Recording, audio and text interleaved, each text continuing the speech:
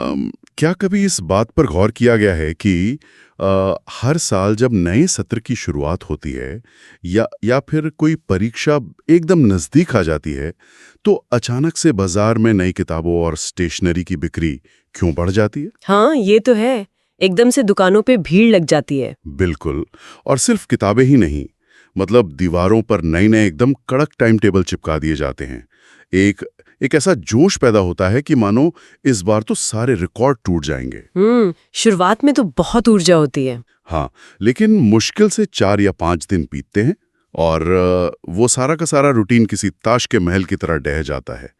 तो आज की इस वीडियो में हम बात करेंगे कि मोटिवेशन नहीं रहती तो पढ़ाई कैसे करें। ये एक बहुत ही अहम सवाल है। बिल्कुल। आज के इस विश्लेषण में हम इसी कंसिस्टेंसी प्रॉब्लम की तह तक जाएंगे। हमारे पास जो स्रोत हैं वो साफ बताते हैं कि ये दुनिया भर के विद्यार्थियों की सबसे बड़ी चुनौतियों में से एक है।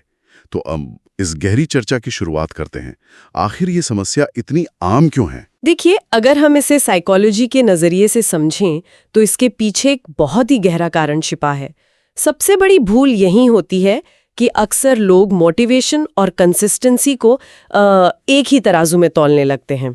अच्छा, मतलब दोनों अलग-अलग चीजें हैं। बिल्कुल अलग हैं। दोनों की प्रकृति एकदम विपरीत है। मतलब मोटिवेशन पूरी तरह से एक अस्थायी भावना है। ये एक ऐसा जज्बा है जो अचानक किसी बाहरी कारण से पैदा होता है। जैसे किसी टॉपर का इंटरव्यू देख लिया। हाँ, एग्जैक्टली।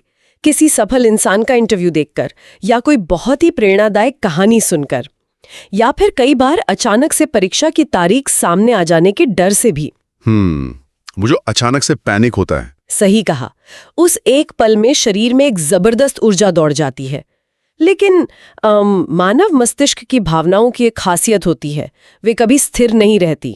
यानी वो हमेशा एक जैसी नहीं रह सकती। हाँ, भावनाएं तो मौसम की तरह बदलती हैं। इसलिए किसी भी लंबी अवधि के लक्ष्य को, जैसे कि महीनों तक चलने वाली परीक्षा की तैयारी, उसे सिर्फ और सिर्फ मोटिवेशन के भरोसे छोड़ देना एक बहुत ही खतरनाक रणनीति हो सकती है। बिल्कुल, यह असफल होने की गारंटी है। क्योंकि जब उस शुरुआती जोश का सर नीचे गिरता है तो उसके साथ ही पढ़ाई की गति भी अपने आप शून्य पर आ जाती है।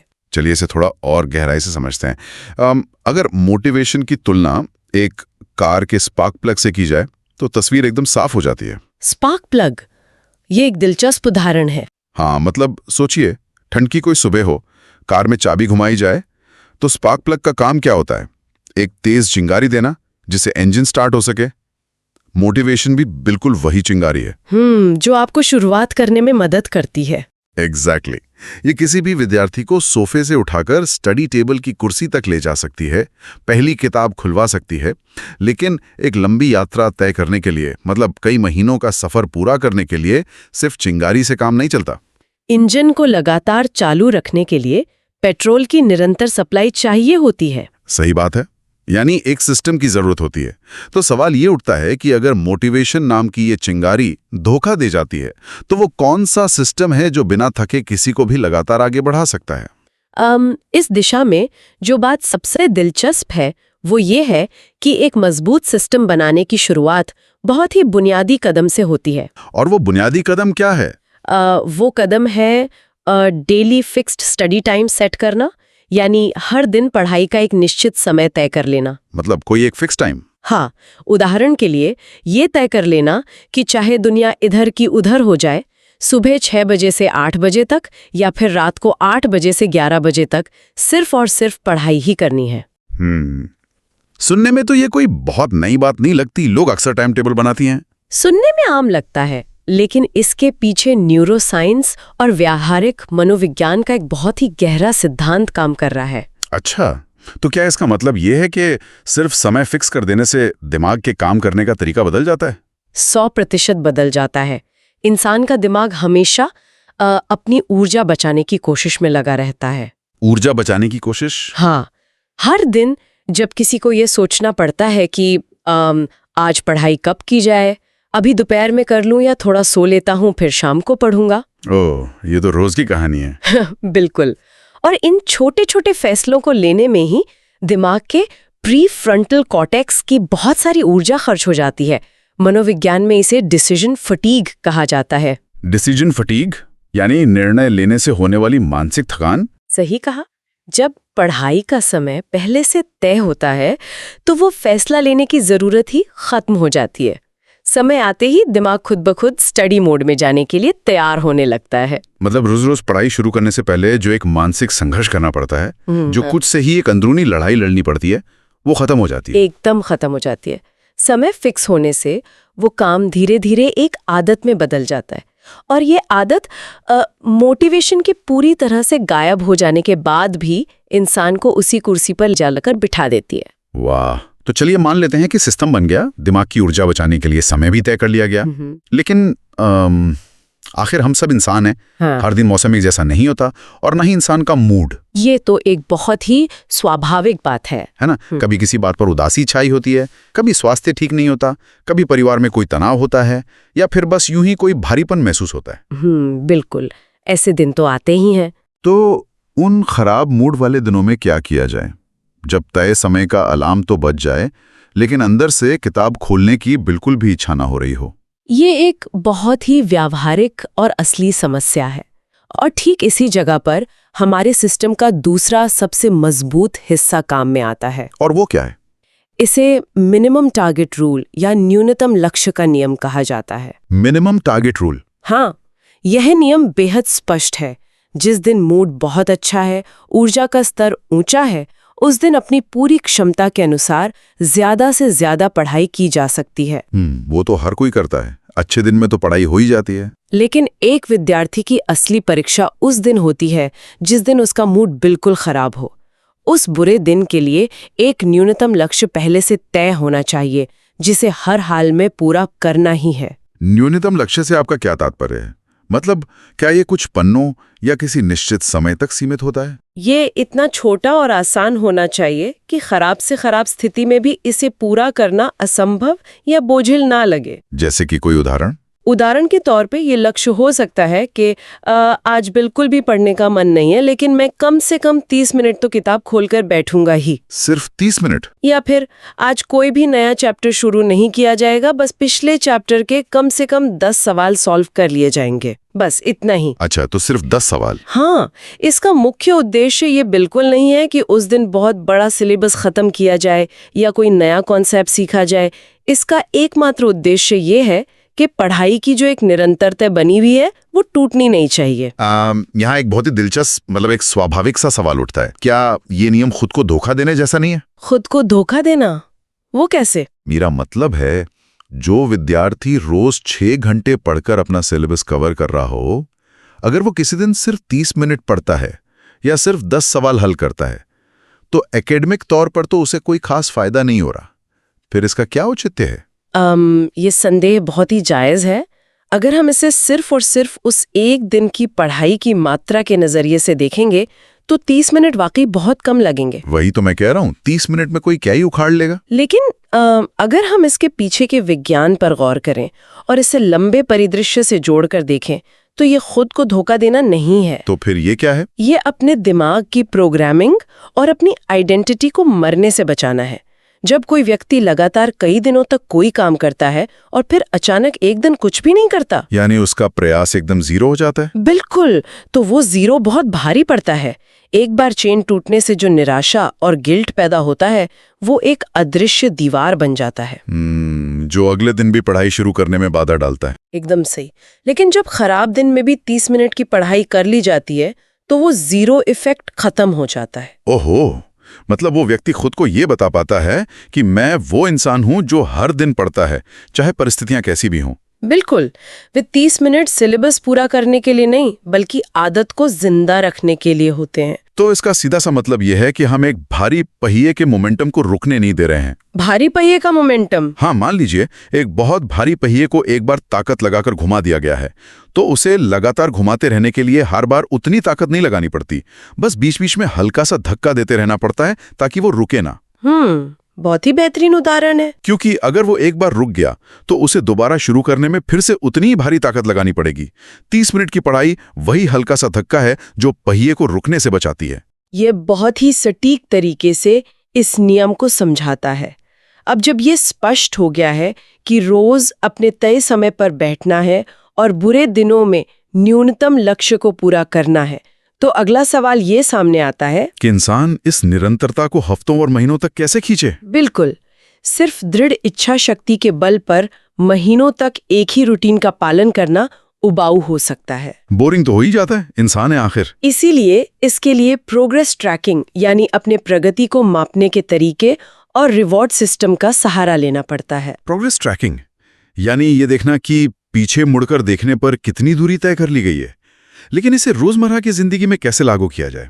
कोई सॉफ्टवेयर चाहिए क्या?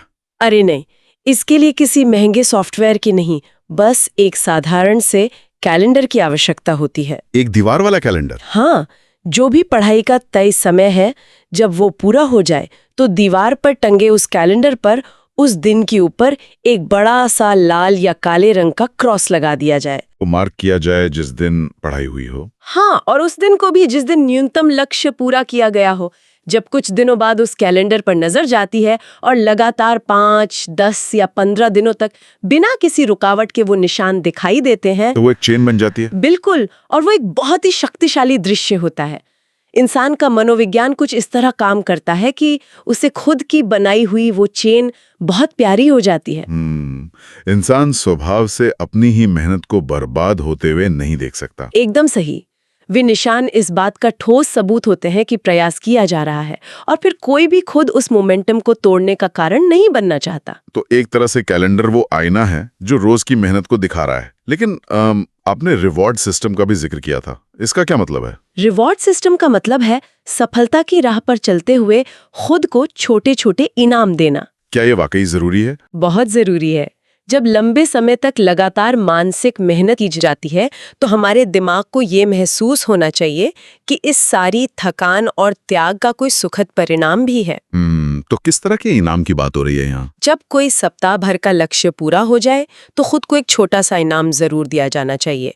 ये कुछ भी हो सकता है जिससे खुशी मिलती हो, जैसे बाहर जाकर अपना कोई पसंदीदा खाना खाना। हाँ, या वीकेंड पे कोई अच्छी सी फिल्म देखना, दोस्तों के साथ कहीं बाहर घूमने जाना, या फिर बिना किसी गिल्ट के पूरे दिन सिर्फ आराम करना। तो क्या इसका मतलब ये है कि हमारा दिमाग एक छोटे बच्चे की तरह काम करता है? छोटे बच्चे की तरह मतलब जिसे अगर कोई मुश्किल या बोरिंग काम करने के लिए कहा जाए तो वो आनाकानी करता है, लेकिन अगर उससे कहा जाए कि ये काम पूरा करने पर तुम्हें एक टॉफी मिलेगी तो वो खुशी खुशी वो काम कर देता है। क्या हमें अपने ही दिमाग को एक टॉफी या पॉजिटिव सिग्नल देने की जरूरत होती है? ये तुलना बहुत ही कमाल की है। इस उदाहरण को अगर हम न्यूरोलॉजी की भाषा में समझें तो दिमाग वास्तव में उस टॉफी की उम्मीद में काम करता है। अच्छा, विज्ञान में इस टॉफी को क्या कहते हैं? इसे विज्ञान में डोपामीन कहा जाता है। डोपामीन एक न्यूरोट्रांसमीटर है जो खुशी और संतुष्टि का एहसास कराता है। ओह, तो जब हम खुद को इनाम देते हैं तो डोपामीन रिलीज होता है। बिल्कुल। जब कोई लक्ष्य पूरा होता है और उसके बाद कोई इनाम मिलता है तो ये सीधे दिमाग के भीतर एक पॉजिटिव सिग्नल भेजता है। दिमाग इस बात को रजिस्टर कर लेता है कि अच्छा, ये जो पढ़ाई की मेहनत वाला काम था, इसे करने के बाद मुझे बहुत ही अच्छा महसूस होता है। तो अगली बार पढ़ाई करना आसान हो जाता है। हाँ, अगली बार जब पढ़ाई करने का समय आता है तो दिमाग उस डोपामीन हिट की उम्मीद में कम विरोध करता है और ज्यादा सहयोग करता है। ये एक बहुत ही मजबूत रिवॉर्ड लूप बन जाता है। जो महीनों तक कंसिस्टेंसी को बनाए रखने में सबसे बड़ा हथियार साबित होता है। सही बात है। ये छोटे रिवॉर्ड्स और कैलेंडर पर लगे निशान रोजमर्रा की लड़ाई जीतने में तो बहुत काम आते हैं। लेकिन जब हम किसी बड़ी परीक्षा की बात करते हैं तो सफर बहुत लंबा होता है।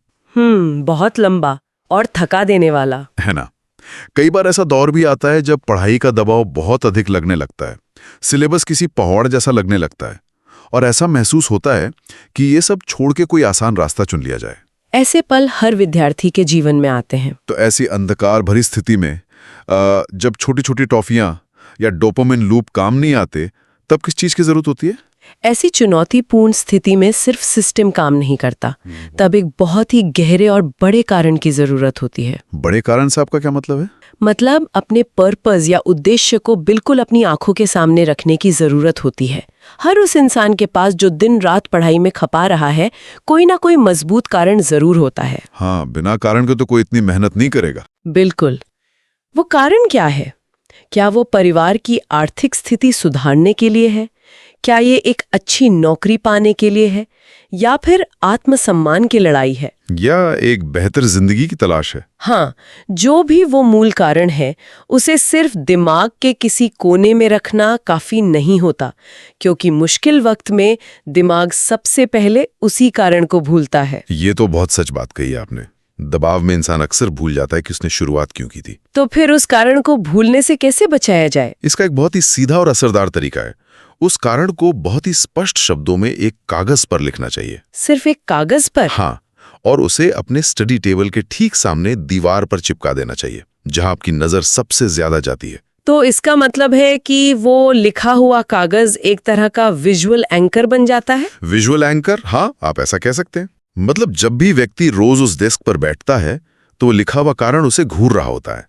जब पढ़ाई से ध्यान भटकता है, फोन उठाकर सोशल मीडिया स्क्रॉल करने का मन करता है या हार मान लेने का विचार हावी होने लगता है, तो डेस्क पर रखा वो कागज तुरंत याद दिलाता है। बिल्कुल, वो याद दिलाता है कि ये सारी मेहनत, इस सारा पसीना आखिर किस लिए बहाया जा रहा है। वो सिर्फ एक कागज नहीं रहता, बल्कि एक मौन मार्गदर्शक बन जाता है, जो भटके हुए ध्यान को खींचकर वापस असली लक्ष्य पर ले आता है। एकदम सटीक विश्लेषण किया आपने।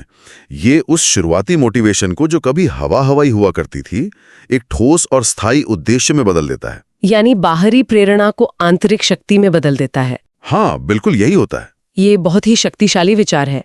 लेकिन चलिए अब एक बहुत ही व्यवहारिक और कड़वी सच्चाई पर बात करते हैं। कड़वी सच्चाई? हाँ, इंसान चाहे जितने भी शानदार सिस्टम बना ले, दीवारों पर रंग बिरंगे कैलेंडर टांग ले, अपने सबसे बड़े लक्ष्य को कागज पर लिखकर सामने चिपका ले, फिर भी एक मशीन न होने के नाते कभी ना कभी ऐसा दिन जरूर आएगा जब ये पूरा का पूरा सिस्टम फेल हो जाएगा।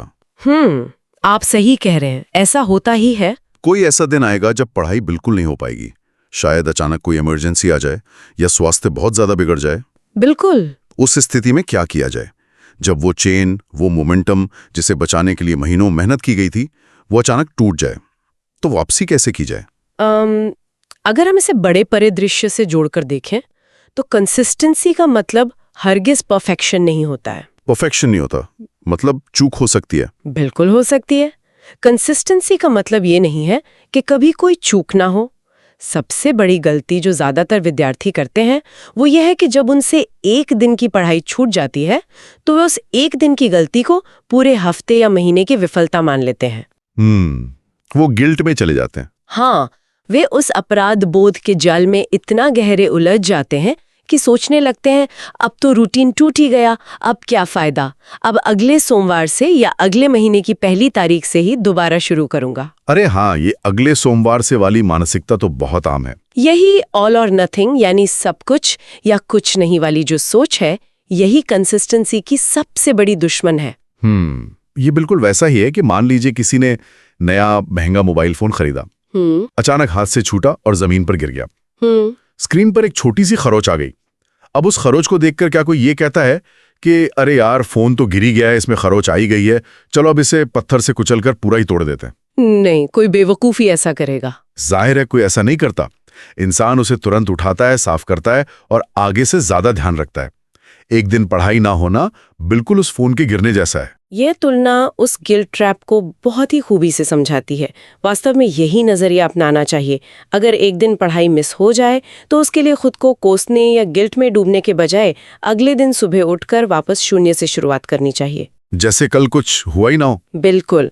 पिछले दिन जो छूट गया उसे एक दुर्घटना मानकर पीछे छोड़ देना चाहिए और नए दिन के तय समय और तय सिस्टम के साथ वापस ट्रैक पर आ जाना चाहिए। मतलब जल्दी से जल्दी वापसी करनी है। हाँ, मनोविज्ञान बताता है कि जो व्यक्ति गिरने के बाद जितनी जल्दी खुद को माफ करके वापस खड़ा होता है, उसके लंबे समय तक टिके रहने की संभावना उतनी ही ज्यादा होती है। परफेक्शन की तलाश करना एक भ्रम है, असल ताकत वापस लौट आने की कला में है। बहुत ही गहरी बात कही आपने। तो इस पूरी डीप डाइव को अगर हम समेटें तो जो सबसे महत्वपूर्ण निष्कर्ष हमारे सामने आता है वो ये है कि सिर्फ बड़े बड़े ख्वाब देखने से या सिर्फ मोटिवेशनल वीडियो देखकर जोश में आ जाने से मंजिल नहीं मिलती। एकदम सही। परिणाम हमेशा उन विद्यार्थियों को मिलता है जो रोज थोड़ा थोड़ा चलते रहते हैं, चाहे उनकी गति कितनी भी धीमी क्यों ना हो। सही मायने में देखा जाए तो मोटिवेशन सिर्फ रेस की स्टार्टिंग लाइन तक लाती है।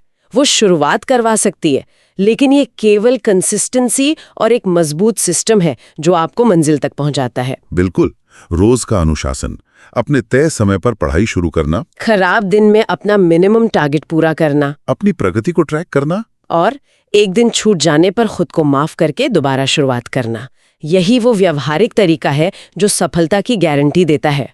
और सबसे राहत की बात यह है कि जब इस सिस्टम को अपनाया जाता है तो ये न केवल परीक्षा पास करने का एक तरीका बनता है, बल्कि ये पढ़ाई से जुड़े उस भयानक तनाव और घबराहट को भी कम करने का एक बहुत ही व्यवहारिक साधन बन जाता है। बिल्कुल। अब इस चर्चा को खत्म करने से पहले एक विचार पर गौर कीजिए। हमारा पूरा एजुकेशन सिस्टम, हमारे स्कूल और कॉलेज हमेशा हमें ये रटना सिखाते हैं कि क्या पढ़ना है, कौन सा सिलेबस पूरा करना है, कौन सी किताबें याद करनी है। हाँ, फोकस हमेशा कंटेंट पर ही रहता है। लेकिन जरा सोचिए, अगर स्कूलों में बचपन से ही ये सिखाया जाने लगे कि असल में आदतें कैसे बनाएं, अपना खुद का सिस्टम कैसे विकसित करें और किसी भी मुश्किल काम में कंसिस्टेंसी कैसे लाएं, तो क्या छात्रों की सफलता का पूरा ग्राफ और शिक्षा का पूरा ढांचा हमेशा के लिए नहीं बदल जाएगा? ये वाकई बहुत ही सोचने वाली बात है। बिल्कुल। और इसी विचार के साथ हम आज का ये विश्लेषण यहीं समाप्त करते हैं। जुड़ने के लिए धन्यवाद।